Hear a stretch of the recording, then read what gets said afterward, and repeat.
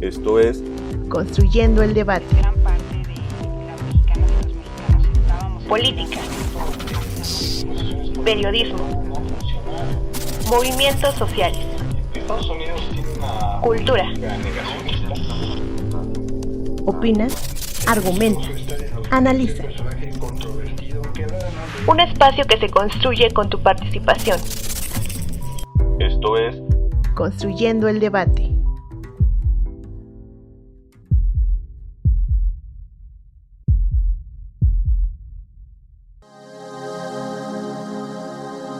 Afganistán se enfrenta a una de las peores crisis humanitarias del mundo.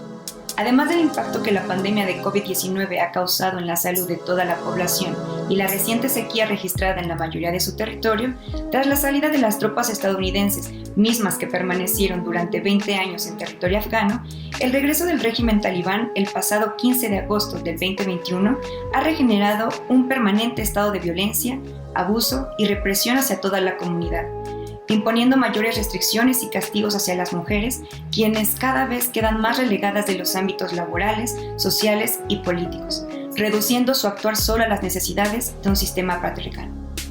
Por si fuera poco, a comienzos de mayo de este año, la autoridad talibana anunció una serie de medidas que atentan contra los, ya reducidos, derechos humanos de las mujeres en Afganistán. Una de esas medidas obliga a las mujeres a cubrirse el rostro por completo mediante una burka, para evitar ser vistas en público. Además, con la nueva imposición, queda prohibido que las mujeres salgan de sus residencias, salvo casos de extrema necesidad, lo cual les confina a un solo espacio evitando su desplazamiento. Dichas imposiciones se anunciaron bajo la amenaza de castigos en casos de incumplimiento. Si alguna mujer se negara a ejecutar dicha orden, los hombres pertenecientes a su familia sufrirán las sanciones correspondientes, lo cual contradice las declaraciones que inicialmente los talibanes realizaron, puesto que aseguraron que los derechos humanos de las mujeres y niñas se mantendrían a salvo. Sin embargo, hasta el momento no solo han faltado a su compromiso, sino tales imposiciones han provocado el incremento de la violencia hacia las mujeres, tanto en el ámbito doméstico como el público. Bajo este panorama, organismos internacionales como la ONU intentan intervenir al solicitar reuniones con la autoridad talibán con el objetivo de llegar a alguna negociación que pueda garantizar la seguridad de las mujeres afganas. No obstante, no hay avances en el tema. Con información de los sitios Amnistía Internacional, acnur.org y el periódico El País, y con redacción de Claudia Chamorro, mi nombre es Deyanira Cortés y estás escuchando Construyendo el Debate.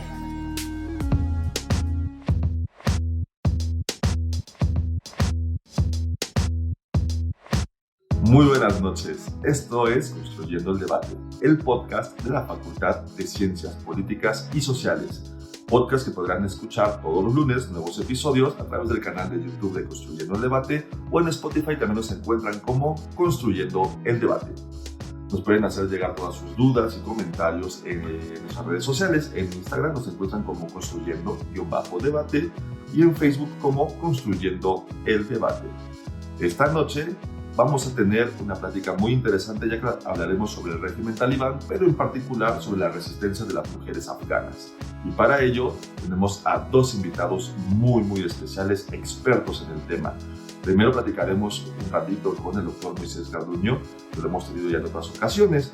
Rápidamente les recuerdo que él es licenciado en Relaciones Internacionales por nuestra facultad, la Facultad de Ciencias Políticas y Sociales, y tiene maestría en estudios de Asia y África con especialidad en Medio Oriente por el Colmex y un doctorado en estudios árabes e islámicos por la Universidad Autónoma de Madrid. Él nos va a platicar un poquito el contexto de los derechos humanos en Afganistán y más adelante, después de nuestro corte, tendremos una charla muy interesante con la maestra Cristina de Lucio.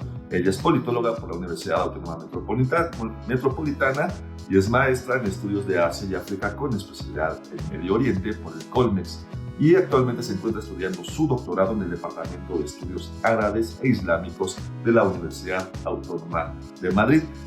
Con ella platicaremos en específico de cómo ha sido la resistencia y todo lo que han tenido que pasar las mujeres afganas desde que el gobierno talibán tomó este país y se encuentran gobernándolo, y que Estados Unidos salió por completo de este país. Pues bien, primero que nada entonces platicaremos con el querido doctor Moisés Garduño. Muy buenas noches, un placer estar aquí nuevamente. Muchísimas gracias por la invitación. Y pues bueno, doctor Moisés, muy buenas noches por estar en Construyendo el Debate. Y quiero preguntarle primero, ¿cuál es la situación actual de Afganistán y cuál ha sido su impacto regional desde la retirada de las tropas estadounidenses el pasado agosto de 2021? Cuéntenos, por favor. Bueno, la situación actual de Afganistán es una situación de alarma, de preocupación, sobre todo porque pues, estamos ante una crisis multidimensional, económica, humanitaria, política y geopolítica, que yo diría que es el resultado de años de injerencia extranjera, primero de la Unión Soviética, posteriormente la invasión de Estados Unidos y ahora la tiranía de un gobierno interno por parte de lo que es el Talibán, que también ha sido paradójicamente pues, un resultado de estas injerencias extranjeras que hemos estado viendo prácticamente desde finales del siglo pasado, principios de este, y ahora en medio de un contexto marcado por el COVID-19, más el conflicto que se está generando entre la OTAN y Rusia en el territorio ucraniano, ¿no? Todo esto es un cóctel geopolítico muy interesante, pero también preocupante para la propia población afgana que se encuentra en estos momentos entre la espada y la pared. Aludo a que la situación actual es una crisis multidimensional, pues por los números, ¿no? Por los números que yo estaba aquí investigando para el podcast, en donde, por ejemplo, podemos tener hechos clave para poder comprender la situación de alarma en la que vive un sector importante de la sociedad afgana. Por ejemplo, 24 millones de personas que ya están en necesidad humanitaria, porque ustedes recordarán que cuando Estados Unidos salió del país, cortó prácticamente todas las posibilidades de dar préstamos a el régimen del Talibán hasta que éste no mostrara alguna, pues digamos, voluntad de implementar régimen de derechos humanos, cuestión que no ha ocurrido hasta el momento, y pues este corte de recursos ha resultado en una seria crisis económica que ha dejado a 24 millones de personas en necesidad humanitaria y que, pues bueno, de ellas casi 10 millones de personas, particularmente niños, pues no pueden conseguir alimentos diariamente. En febrero del 2022, por ejemplo, los precios de los productos básicos clave en Afganistán eran aproximadamente un 40% más altos que en junio del 2021. Evidentemente esto también responde a la ola de inflación que nosotros estamos experimentando en prácticamente todo el mundo a raíz del conflicto ruso-ucraniano, pero también es verdad que esta situación en un país como Afganistán, con un régimen como el Talibán, con este corte de, digamos, flujos económicos que ya mencioné, pues se agrava la situación, particularmente cuando hablamos de niños. Es una crisis económica en términos también muy claros, porque de acuerdo con el Banco Mundial se esperaba que la reducción del apoyo de estas subvenciones internacionales, además de la interrupción de vínculos financieros de otras instancias como el Fondo Monetario Internacional, por ejemplo, pues estarían conduciendo a una importante contracción de la economía afgana, la cual, al encontrarse también en un conflicto armado entre el ahora gobierno talibán y el llamado Estado Islámico de esa zona, pues también estamos hablando de que, aunque no está formalmente concebido así, Afganistán sigue siendo un escenario de conflicto abierto, un open-ended conflict, como se le llama también, y esto evidentemente genera muchísimas limitaciones para poder entender la verdadera crisis económica a la que estamos aludiendo. Esto es importante porque si bien tenemos estos datos de estas instancias internacionales, a ciencia cierta no podemos todavía poder medir el nivel de carencia que está experimentando gran parte de la población, porque si ustedes recordarán, pues también Afganistán dependía hasta de un 75% de la ayuda extranjera, la cual después de un bloqueo por parte de Estados Unidos me parece que esto fue abril del 2022, pues esto prácticamente se acabó y dejaron a instancias de algunos organismos de Naciones Unidas la tarea de intentar desbloquear algunos activos extranjeros para poder tener algún tipo de ayuda económica y solventar esta crisis de la cual estamos hablando. Pero no solamente esto, sino que también estamos hablando de una crisis de desplazamiento que ante la salida de Estados Unidos del 2021, toda la, digamos, turbulencia política que causó la llegada del Talibán y la salida de las tropas invasoras, obligó a cerca de 700,000 personas en Afganistán a huir de sus hogares. Y hay que recordar que de estos 700,000 personas, casi 60% eran niños, ¿no? O sea, un total de 33 de las 34 provincias de Afganistán arrojaron desplazamiento forzado, y no solamente fueron afectadas las personas que vivían en sus casas ante esta situación, sino que también fueron afectadas, pues digamos, todas las relaciones tribales alrededor de lo que es Afganistán, cerca de la frontera con China y sus vecinos más inmediatos, particularmente también la zona de Herat, en el caso de Irán, y todo esto pues causó también una especie de revuelo, de turbulencia política, una serie de pactos que actualmente se siguen negociando, sobre todo la seguridad, para que el Talibán pudiera ejercer un mejor control con el paso del tiempo, ¿no? Si vemos, por ejemplo, datos con respecto a la desnutrición, vamos a ver, por ejemplo, que de acuerdo con el Programa Mundial de Alimentos, Afganistán está enfrentando una severa crisis de inseguridad alimentaria, es decir, 40 millones de personas, casi un poco más, ¿verdad?, de la mitad de la población, pues es el número de personas que está en una necesidad importante de conseguir agua, de conseguir alimentos y sobre todo alimentos sanos que puedan ayudarles a sobrevivir ante esta magnitud de la crisis que estamos experimentando. Si ustedes le suman también la suerte de la necesidad de granos, el aumento de la comida, lo que está pasando con tasas de inflación en Líbano, en el caso de Sudán, que hay tasas de inflación del 250%, pues vamos a poder entender también cómo un país como Afganistán está experimentando esto, ¿no? No todo lo que es inflación es igual a Estados Unidos, que tiene ahora las tasas más altas en muchos años de inflación. No todo se reduce a Estados Unidos, hay países con tasas muy dramáticas, como el caso de Líbano, el caso, ya mencioné, de Sudán, el caso de Sri Lanka, que por ejemplo tuvo que dejar de pagar su deuda externa debido a la necesidad de concentrarse en los insumos y la soberanía alimentaria. Y algunos países han dejado de exportar granos para solventar también esta soberanía alimentaria y al menos una autosuficiencia que les permita sortear estos altos precios debido a la inflación actual. Y evidentemente en este sentido y en este contexto Afganistán no es la excepción, pero con un gobierno como el que estamos viendo, pues esto se agrava evidentemente, ¿no? Muy interesante lo que nos comenta, doctor. Al final esto es una crisis multidimensional que es resultado de injerencias extranjeras de décadas pasadas y que llevó a que el Talibán tomara el gobierno actual. También muy interesante el dato que nos menciona: 24 millones de personas en crisis humanitaria, 33 de 34 provincias afganas con desplazamiento forzado, y pues bueno, las relaciones tribales rotas. Esto es muy interesante.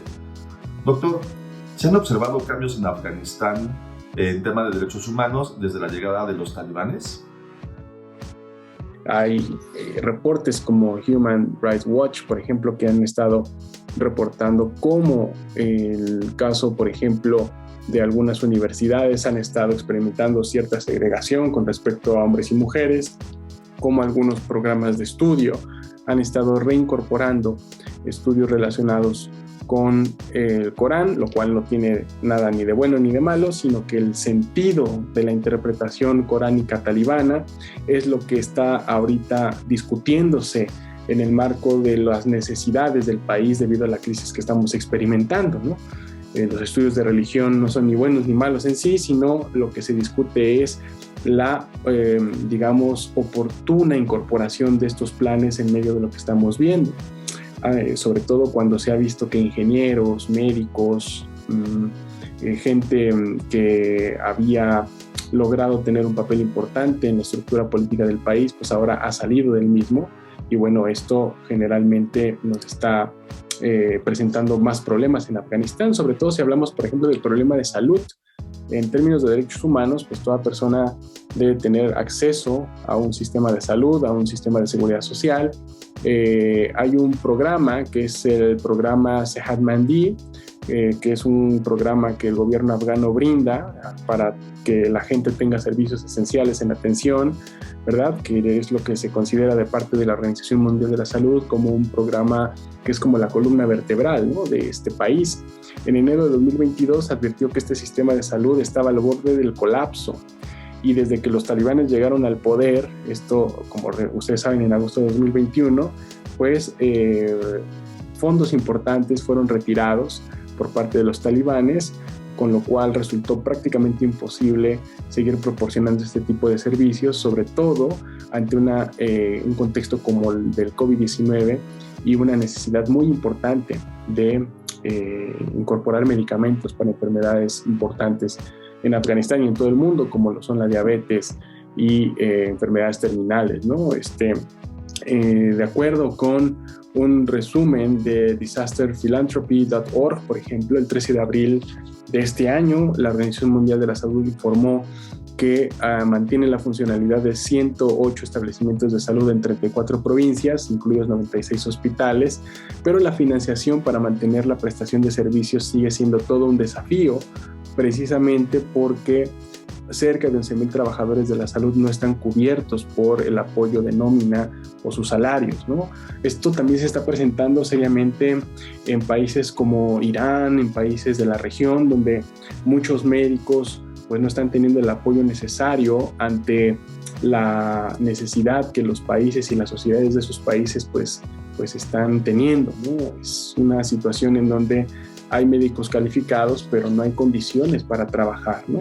Además, hay que recordar que Afganistán pues también está enfrentando múltiples brotes de COVID, pero también esta situación de la falta de alimentos o de la inflación está presentando fuertes desafíos con respecto a la nutrición, ¿no? Esto es muy importante hoy. También hay casos de sarampión, donde el 80% de los casos que fueron notificados en el último año, al menos desde la salida de Estados Unidos, bueno, 80% de los casos fue en niños menores de 5 años, ¿no? Aunque los datos son un tanto difíciles de comprobar, lo que dice la OMS con respecto a los casos de COVID-19 es que pues a lo mejor son 179,000 casos confirmados y de ellos casi 8,000 muertes al 10 de mayo de este año, ¿no? Solo el 13% de la población había sido vacunada a mayo del 2022, con lo cual, bueno, parece un porcentaje muy bajo, pero bueno, todo esto evidentemente es algo que no se está cumpliendo con el marco de interpretación de Human Rights Watch, por ejemplo.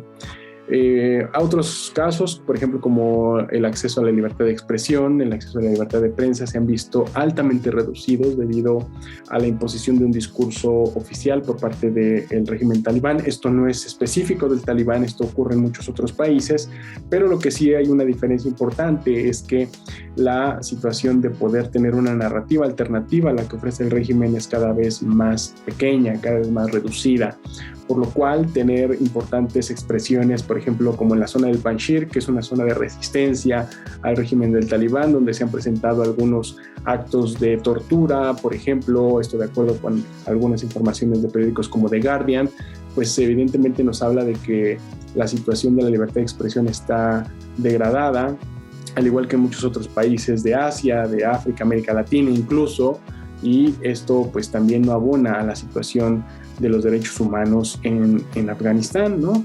Solo por citar un ejemplo, ¿no?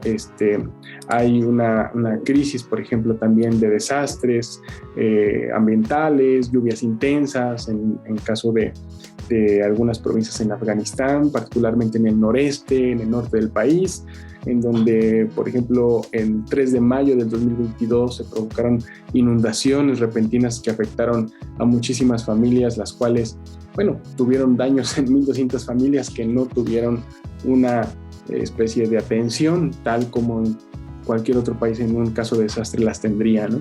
Son ejemplos, ¿no?, de cómo estamos viendo más básicamente la situación que no mejora al paso de casi un año de la salida de Estados Unidos del país.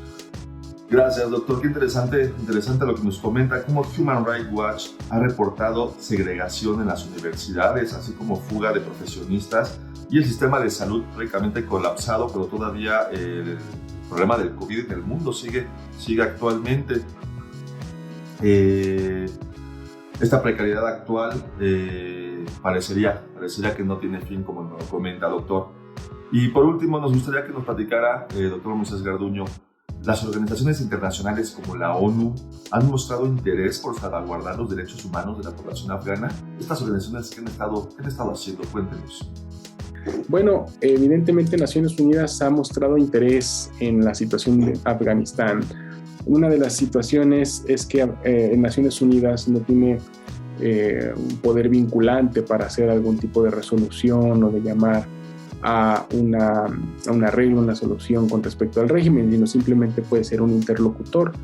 Incluso el gran problema es que en Afganistán no se ha llegado todavía a un acuerdo sobre si van a tener representación los talibanes ante Naciones Unidas, y esto presenta un gran reto con respecto a la vinculación con el orden internacional, al cual un sector de los talibanes se habría querido incorporar desde que tomaron el poder, mientras otro bloque, particularmente el bloque asociado con la familia Haqqani, estaría en contra de dicha vinculación por tratarla de relacionar con Estados Unidos y ese pasado que es justamente con el cual habían luchado durante todos estos años, ¿no? Entonces los talibanes tampoco son una organización o un gobierno ahora homogénea, sino que tienen diferentes sectores, formas de pensamiento y evidentemente formas de lidiar con el orden internacional. En este caso, Naciones Unidas se ha limitado básicamente a dar información sobre esta crisis humanitaria, a dar números, a hacer reportes sobre los desplazados internos, a hacer un llamamiento sobre la situación del hambre en Afganistán, particularmente poner atención en las necesidades con respecto a la pobreza, en hacer reportes cada vez más significativos para, por ejemplo, llamar sobre la situación de la escasez de agua en Afganistán y particularmente hacer campañas para que gente común y corriente de todo el mundo pueda donar algo para ir paliando esta crisis, ¿no? O sea, como vemos, la aproximación de Naciones Unidas a la situación afgana es una aproximación basada en visibilizar la crisis humanitaria, lo cual tiene pros y contras. Un pro es que puede ayudar un poco económicamente a solventar esa crisis económica, a paliarla, pero el contra más importante que yo veo es que la aproximación de ver los conflictos estrictamente desde la cuestión humanitaria lo que hace es invisibilizar las causas estructurales, ¿no? Yo comencé diciendo que si bien habría una crisis multidimensional, una crisis variable en términos económicos, humanitarios, políticos y geopolíticos, una de las grandes, digamos, formas para entender el conflicto actual es entender que es una herencia de la intervención extranjera, primero soviética y después estadounidense. Si no podemos entender eso, será muy difícil poder entender por qué marcos como desde los que se hacen en Naciones Unidas siguen tratando de ver el conflicto, la situación en Afganistán desde el marco estrictamente humanitario, ¿no? Debemos de abrir y de poder entender que esta crisis humanitaria es real, pero también desde sus causas primordiales que le dieron origen, y a partir de esas causas pues también ver esa corresponsabilidad que hay de ese pasado que sigue estando muy presente en muchos sectores de la sociedad afgana, ¿no? Por eso también los talibanes siguen teniendo cierto apoyo dentro de la sociedad afgana y por eso siguen manteniéndose en el poder.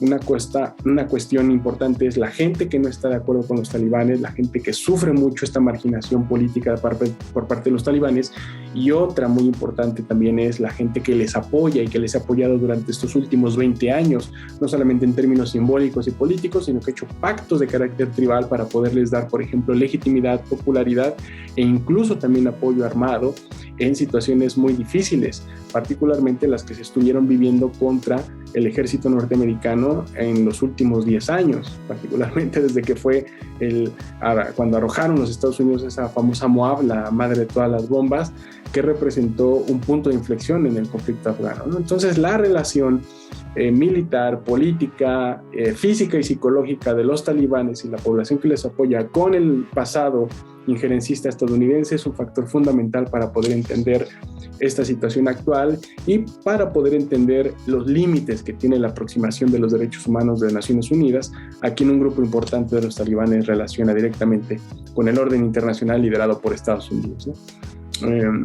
Lo último que yo agregaría a esta situación es que hay que darle seguimiento a la prensa afgana, a la prensa en, por ejemplo, países en Medio Oriente que han estado siguiendo desde la lengua inglesa la situación, al Monitor, Al Jazeera, muchísimos periodistas independientes, para poder ver cuál va a ser la evolución o transformación del régimen talibán hacia su adaptación o no al orden internacional después de prácticamente un año, ¿no? Estamos viendo nosotros que a un año de haber tomado el poder, o a casi un año de haber tomado el poder, los talibanes se han mantenido tratando de limitar la disidencia del Panjshir, la, digamos, crítica por parte del orden occidental, todavía liderada por Estados Unidos, y ha tenido una relación importantísima con China en términos económicos, que ha sido prácticamente el único país que ha abierto la cartera para dar ayuda económica a Afganistán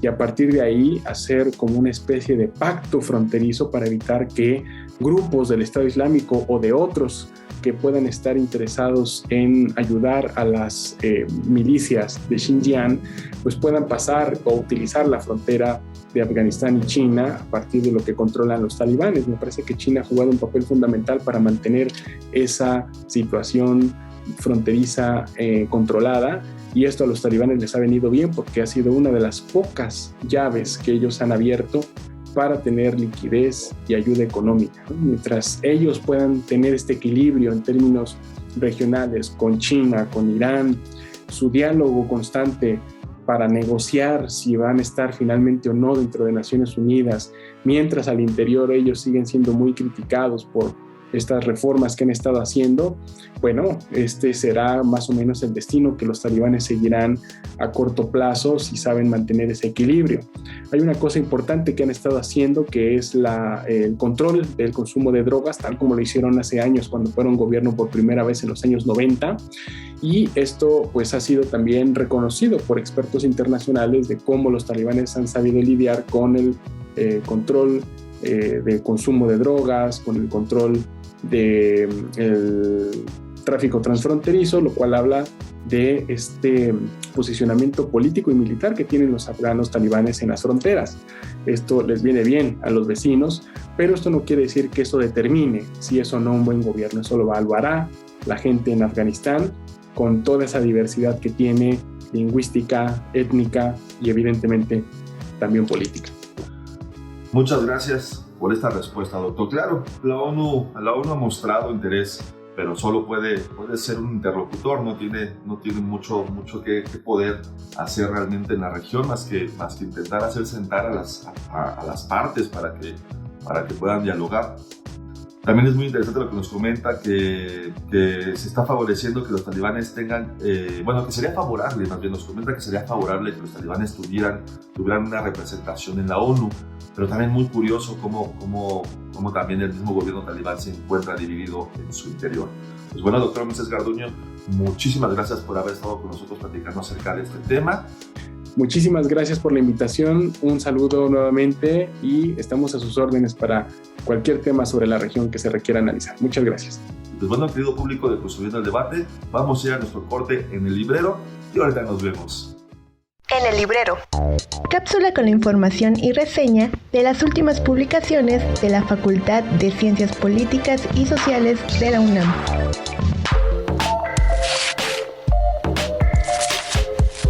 ¿Sabes cuál es la relación entre la crisis climática y los pueblos indígenas en México? ¿Te gustaría reflexionar sobre los paradigmas imperantes de naturaleza occidentales y capitalistas? ¿Quieres conocer cuál es la visión ambiental y las conceptualizaciones indígenas sobre la crisis climática? ¿Conoces cuáles son los retos de la participación de diversos actores de la sociedad ante el cambio climático? Esto y más podrás reflexionar en el libro coordinado por el Dr. Israel Felipe Solorio Sandoval, México ante la encrucijada de la gobernanza climática, retos de participación.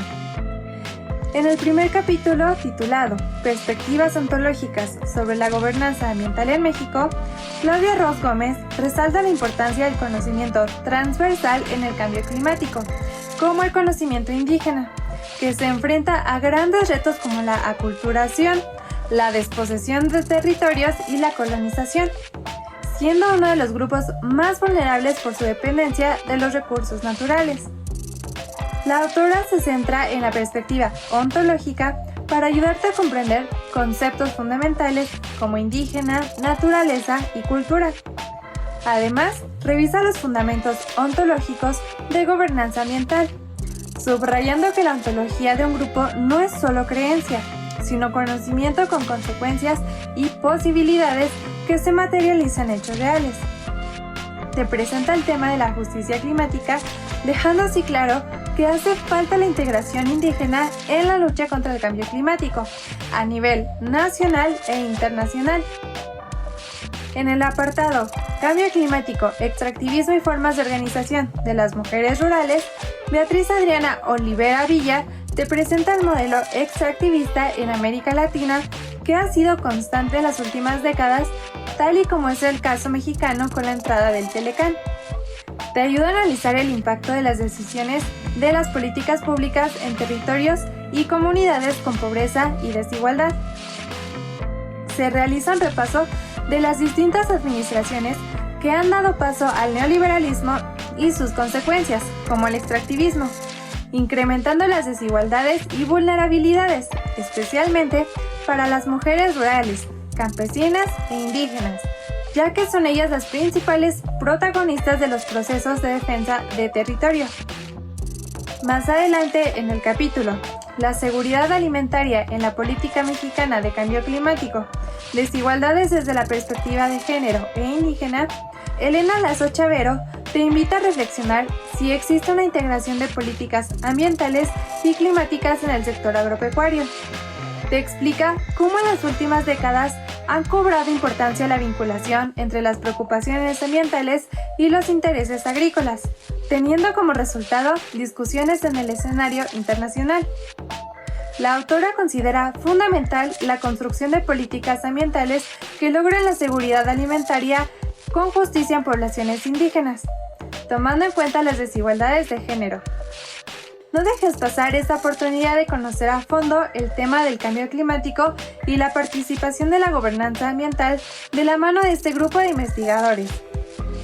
Recuerda que puedes encontrar esta publicación para su consulta y descarga gratuita en la página oficial del Centro de Investigación e Información Digital, o CIP por sus siglas.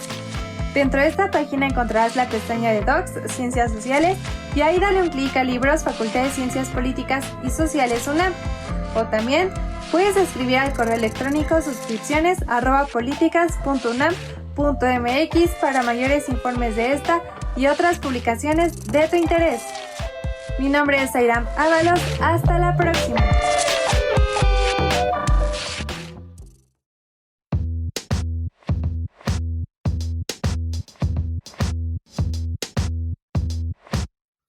Ya estamos de vuelta en Construyendo el Debate y bueno, en esta segunda parte, como se los mencioné, vamos a tener una plática con la maestra Cristina de Lucio.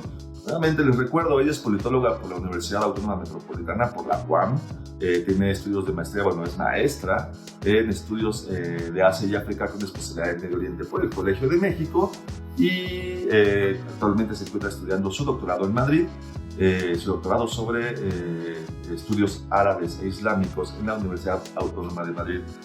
Maestra Cristina de Lucio, es un placer conocerla, platicar contigo. Hola, muy buenas noches. Muchas gracias por la invitación. Y primero, para abrir ya esta conversación, quiero preguntarte lo siguiente. Actualmente, ¿cuáles son las condiciones de las niñas y las mujeres afganas bajo el gobierno talibán? ¿Nos puede dar un panorama, por favor? Desde el pasado 15 de agosto de 2021, cuando los talibán retomaron el control del gobierno afgano, las mujeres y las niñas han sido las más afectadas por las medidas que han impuesto desde su gobierno. Tras su llegada, los talibán eliminaron el Ministerio de Asuntos de la Mujer y en su lugar reinstalaron el Ministerio de Prevención del Vicio y Promoción de la Virtud. institución desde la que han emanado las prohibiciones en materia de derechos de las mujeres. Por ejemplo, las niñas tienen prohibido continuar con sus estudios a nivel secundaria. Esta prohibición fue particularmente impulsada por el líder talibán y jefe de facto del Emirato, Heybetullah Akhundzada, quien además, en el mes de marzo de este año, vetó la reapertura de las escuelas bajo la excusa de que no existía un plan de estudios acorde a la cultura afgana y a la ley islámica. Este plan se encuentra postergado de manera indefinida, lo que se traduce en la imposibilidad de las niñas y mujeres afganas de continuar con sus estudios. Con la eliminación del Ministerio de la Mujer, encargado de atender casos de violencia doméstica, las mujeres han quedado desprotegidas al no tener dónde denunciar situaciones de violencia al interior de las familias. Además, el pasado 17 de mayo, los talibán disolvieron la Comisión Independiente de Derechos Humanos de Afganistán, eliminando por completo una fuente de apoyo para todos los sectores de la población que cotidianamente ven vulnerados sus derechos humanos, incluidas las mujeres que sufren violencia de género. Las restricciones, además de la educación, tienen que ver con la segregación por sexos del espacio público, el control de sus desplazamientos y básicamente los talibán anunciaron que las mujeres debían permanecer en sus casas y en caso de salir debían usar de manera obligatoria el burka, es decir, cubrir completamente sus cuerpos. Y en caso de no obedecer esta sentencia, se castigaría a los hombres de la familia, es decir, a sus hermanos, padre, marido o hijos, a quienes se les delega la responsabilidad de hacer que las mujeres cumplan estas normas. Y se les amenaza a los hombres con castigos que pueden ir desde varios días o penas en la cárcel hasta el despido de sus trabajos. Sin duda alguna, estas medidas es la infantilización de las mujeres al imponerles un tutor masculino y es el secuestro de su autonomía. Interesante su respuesta, maestra. Muy interesante que el gobierno talibán haya eliminado el Ministerio de Asuntos de la Mujer, que haya prohibido la secundaria y que además a todo esto estén apelando de que no pueden seguir estudiando las mujeres porque no hay un plan de estudios acorde con los valores que ellos promueven o los valores que ellos creen que son los importantes para regir la vida social, política y religiosa de Afganistán. Curioso también que nos mencione que los castigos son más bien dirigidos hacia los hombres de la familia, si las mujeres no cumplen con estas normas. Y le quiero hacer una segunda pregunta en este sentido. Después de 2001, el Estado de Afganistán se comprometió con la igualdad de género, adoptando y ratificando acuerdos internacionales que versan sobre los derechos de las mujeres. ¿Cuál ha sido la respuesta o cómo se ha involucrado la comunidad internacional ante esta situación, maestra? Por favor, coméntenos. Desde la comunidad internacional no ha habido una respuesta al alcance de la crisis que se vive en Afganistán, no solo en materia de derechos de las mujeres, sino también de derechos de las minorías étnicas y religiosas, quienes también han visto vulneradas sus libertades desde la llegada de los talibán. La ONU ha impuesto una prohibición de viaje a los miembros del talibán, exceptuando a algunos de ellos a quienes sí se les ha permitido viajar, esto en respuesta a su política en contra de los derechos de la mujer. Por su parte, desde la llegada de los talibán, los Estados Unidos y los donantes internacionales mantienen congelados los fondos de divisas acumulados durante los últimos 20 años, con el objetivo de aislar económicamente a los talibán. Sin embargo, en términos prácticos, es la población afgana en su conjunto quien está inmersa en una crisis económica debida a la caída libre de una economía dependiente en un 75% de la ayuda extranjera.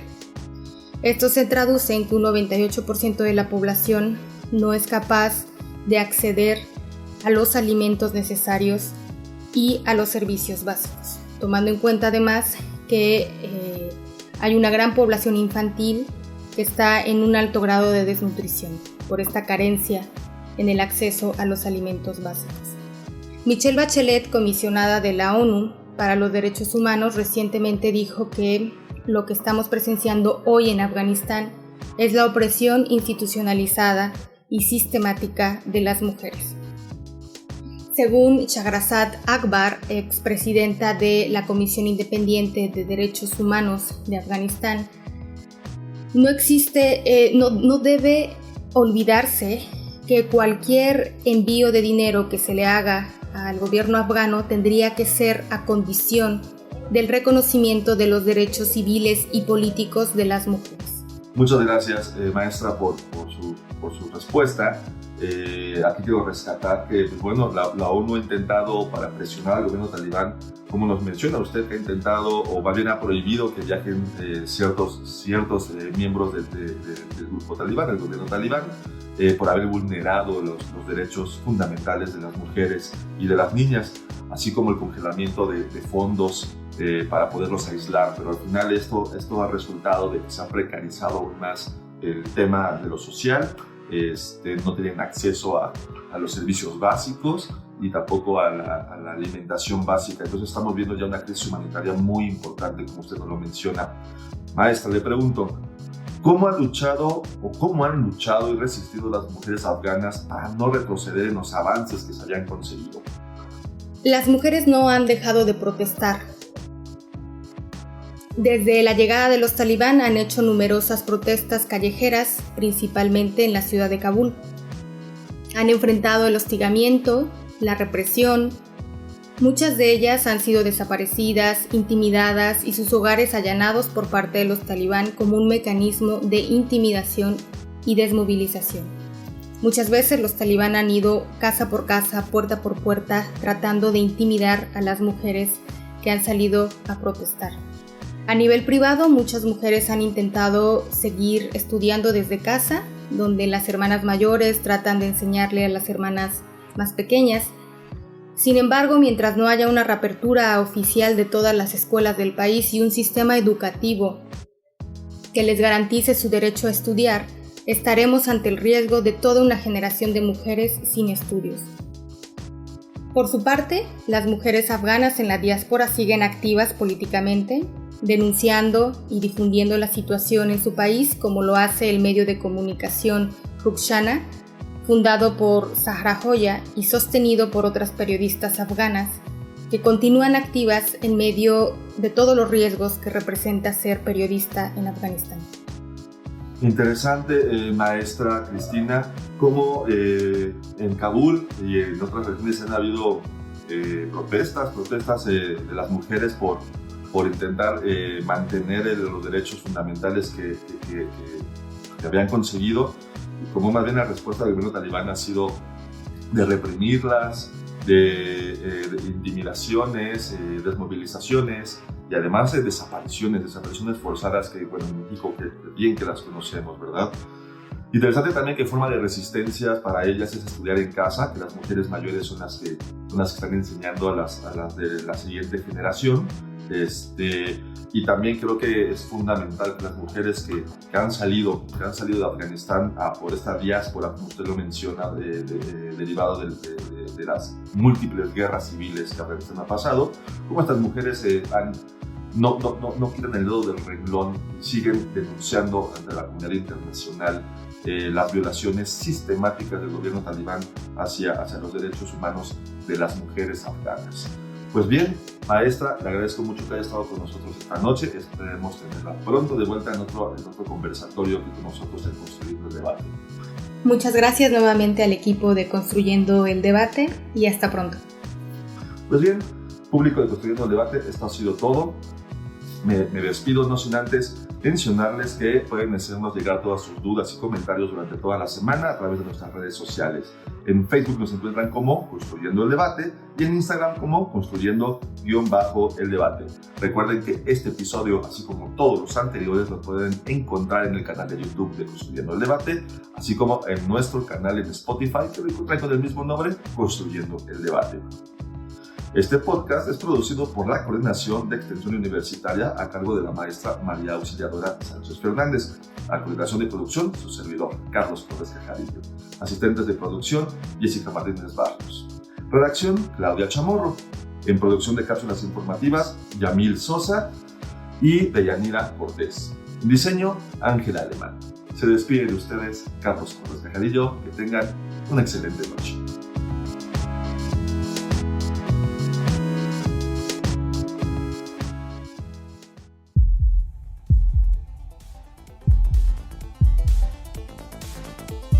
Esto fue Construyendo el debate. Pues gran parte de la mexicana Política. estábamos esperando esto hacia Periodismo. Movimientos sociales. Estados Unidos tiene una política Cultura. ser vistoso. Opina, argumenta, analiza. Un espacio que se construye con tu participación. Esto fue Construyendo el debate.